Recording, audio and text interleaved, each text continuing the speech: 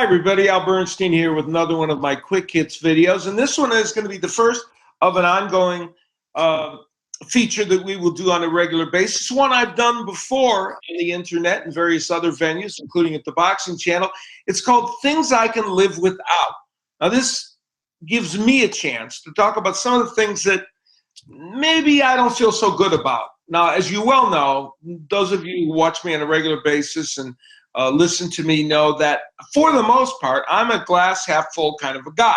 I'm not somebody who carps a lot about problems or things that are annoying to me. But in this particular feature, I do allow myself to vent a bit and talk about things that I can live without.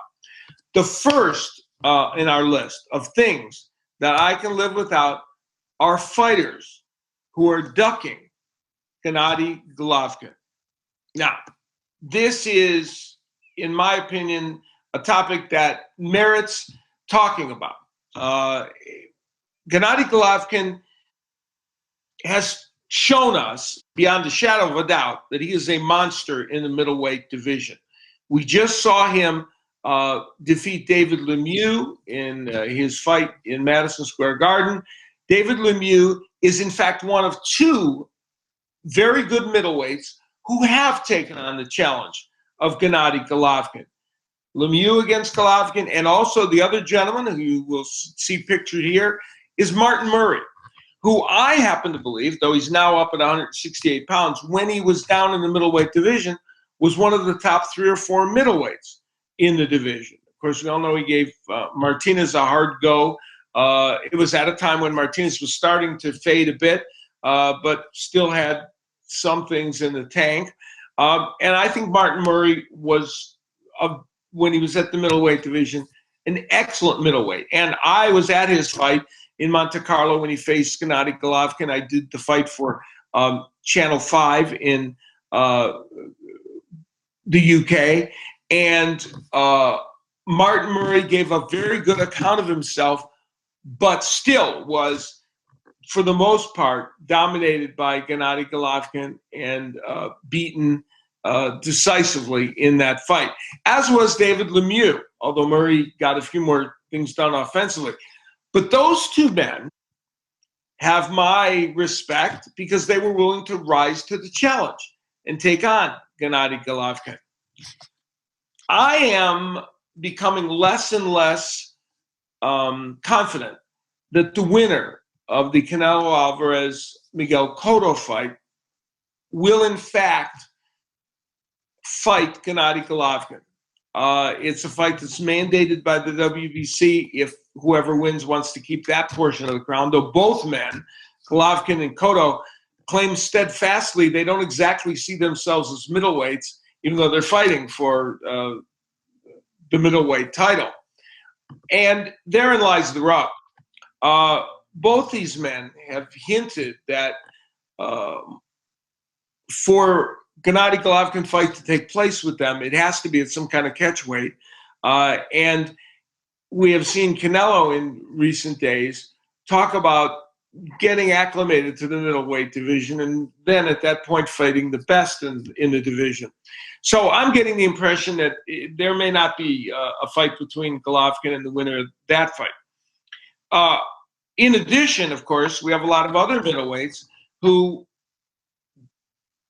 suggest that it's the politics of boxing that make it impossible for them to fight Golovkin. And certainly the politics of boxing as they exist now and as they've always existed, with always several different promoters that were near the top of the game, not working with each other as we would like to see. And that's certainly the case now in boxing. But nonetheless, fights can be made. And we have seen fights being made even with different promoters.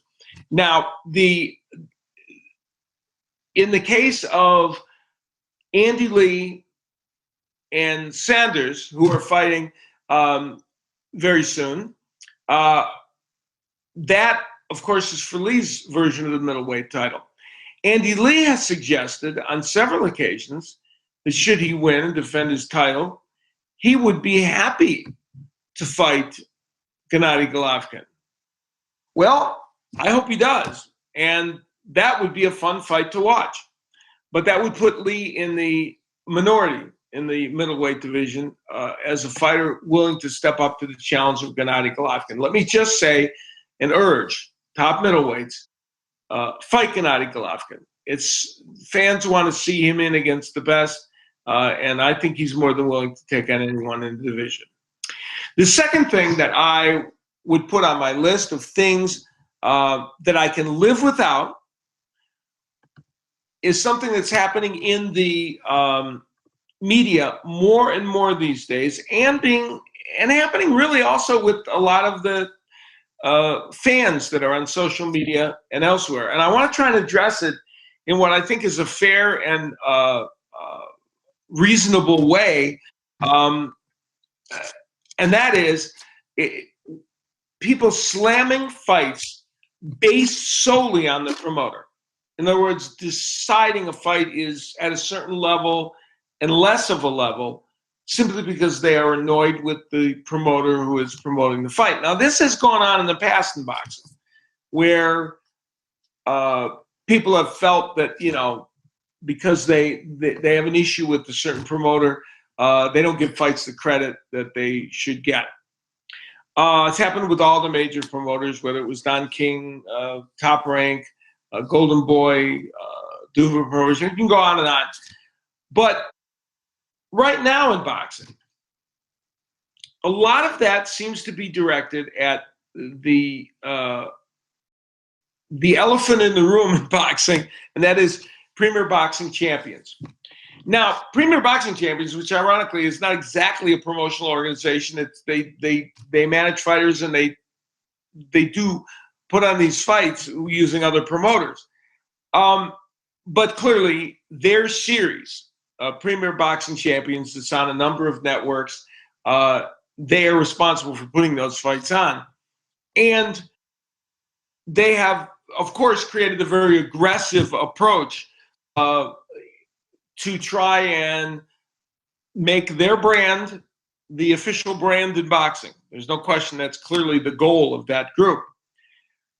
All that set aside, what I am seeing now a lot in the media, by media members, and also by a number of people that simply tweet or are on Facebook or elsewhere, I see a lot of people judging the Premier Boxing Championship fights in a way that's less flattering than it ought to be, simply because they don't like the approach of Al Heyman and his organization, or for a variety of reasons, they're not enamored with that group. And I want to try and clarify a little bit what I think is the reality of the situation. And I'm going to first say something that I hope will make you understand that I'm giving you a pretty fair and balanced view of this, even if you choose to disagree with it. I am not in any way, shape, or form an employee of Premier Boxing Champions. I have never been paid a single dime by PBC to do any of their fights. I don't do any of the series that are currently on CBS, NBC, Bounce, Spike, ESPN, etc. All the various outlets that they are on. I do not do those fights. So I have no relationship, official relationship, with Premier Boxing Champions. So I think I'm actually a pretty good person to talk about this. Premier Boxing Champions so far has put on 69 televised fights on their series since the inception of their series. Of those 69 fights, I reviewed all of them. 33 of those televised fights, in my opinion, ranged from good to excellent. Now, some of them were the main events, some were the second or third televised fight, but they were all on television and all available for people to see. Now, that percentage of having fights be good, it's essentially pretty close to 1 out of every 2 fights. 1 and 2 fights are pretty good. And the second one, not so good. Premier Boxing Champions has had its share of egregious mismatches, like all promoters, okay? And those egregious mismatches, I think, are amplified a little too much by a lot of members of the media and some people that will talk about them on social media. And the reason I say that is because, to me, the numbers don't lie. You can dispute my contention that 33 of the fights are good, but I think if you reviewed them all, you'd probably agree with me. And when I say good, some are good all the way to excellent. And my point is that people suggest that the PBC brand stands for mismatches. And that actually isn't the case. They have a bunch of mismatches, just like every promoter. But the reason they're being more remembered is because there are more fights. No one has done 35 national televised cards in a year, and they will reach a higher number, by the way. It's going to be probably in the lower 40s. No one has done that since the Top Rank Boxing Series did it back in the 1980s on ESPN, that I was a part of as the announcer along on ESPN. I did those shows along with my various partners. And that was the last time anyone's tried to put on that many cards. And the Top Rank Series, should add, was not on the level of these PBC fights.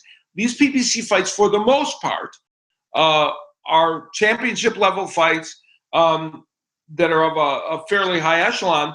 And the Top Rank Series, while it was a great series, was really geared more to maybe some champions, but up and coming young fighters.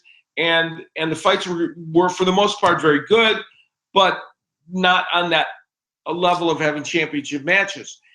And my point is, I did that series, and I'm going to say probably the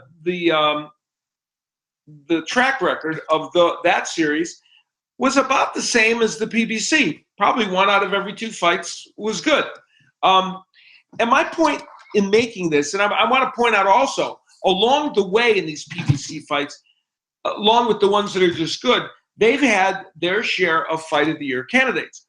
And let's take a look at some of those Fight of the Year candidates that they've had. Leo Santa Cruz and Abner Mares, a fantastic fight. Krzysztof Golovkin and Marco Huck. And, of course, recently, Andre Fonfara and Nathan Cleverly. Now, here's the thing. 2 of those fights ended up being a surprise. We thought Santa Cruz and Mares was going to be a great fight, and it was. People didn't really know about the Golovkin Hook fight, but it turned out to be great. And certainly a lot of people thought Cleverly was not going to be as competitive as he was against Andre Fonfara. But here's the thing. They did end up being great fights. So you can only judge fights after they happen. Now, why am I going through all this laborious process of talking about these fights and trying to set the record straight, if you will, about the PBC? This doesn't have to do with the PBC. This has to do with the fighters involved. One of my pet peeves is that when this happens, and it's happened again many times in boxing in the past, when fights are judged based on promoters or some other extraneous factor rather than just how the fighters perform, it's unfair to the fighters. So if somebody denigrates a fight that's really, really good because of some other factor that shouldn't be involved, they're doing a disservice to the fighters. Promoters can take care of themselves, and boxing promoters, managers, etc., they're big boys. They can, or girls in in some cases, they can fend for themselves.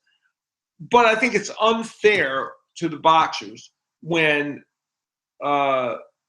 great matches are denigrated simply because of who the promoter was. And I felt it was incumbent upon me to try and kind of put this in perspective, because I've been watching this unfold, and it's been fascinating to me to see it. And let me point out again, I have nothing to do with Premier Boxing Champions. Never been hired by them. Never made a dime off their series. This is simply an observation on my part. Now, let's go to the third thing that is something that I can live without, and that is vulgarity on Twitter. Now, this may seem like, the most obvious thing on the planet, and why would you even be annoyed at it, because it's such an endemic part of Twitter, and why be such a prude? The reason I say it is because many of you know I'm very active on Twitter, and many of you, 47,000 of you, are on my timeline, following me and hopefully enjoying the follow. I have found Twitter to be a fascinating exercise. It has been a wonderful way for me to communicate and have you all boxing fans communicate back to me. And for the most part, in fact, 99% of my dealings with folks on Twitter have been delightful. They've been interesting, even if there's a difference of opinion, or one person thinks this and I think that. Always been, for the most part, delightful. 1%, not so good. Occasionally a troll will pop up here and there, and sometimes things will be said that are offensive. So for me, for my part, for the most part, everything's been grand. But I see, even when on my timeline, when I take a look at people just looking, not people responding to me necessarily, but tweets I'm seeing, sometimes I see an astonishing amount of rudeness, vulgarity, and things that people would probably never say if they were sitting there talking to the other person. But nonetheless, they're happy to do it on Twitter, where they have the cloak of invisibility, if you will, and they're not, they're doing it from behind a computer, and will never be held accountable for their actions or for what they say. And it's a shame. It really is a shame, because for the most part, Twitter is a medium in which I think people, even at 140 characters, can have an interesting dialogue with each other. And I have found it to be, really instructive, often informational to me about what fans are thinking about the sport of boxing and other topics as well. And so it saddens me that a portion of it kind of gets ruined, if you will, by the vulgarity and some of the other things that are associated with Twitter. So I'm hoping as we move on with the social media phenomenon, that maybe it gets lessened a little bit. That might be kind of rose-colored look at things through rose-colored glasses. But I hope so, nevertheless. So there's some things that I can live without. And if you want to respond to any of this, feel free to do so on Twitter. And I'd also like you to tell me some of the things that you can live without. And we'll share these thoughts. Take care. See you next time on the Quick Hits.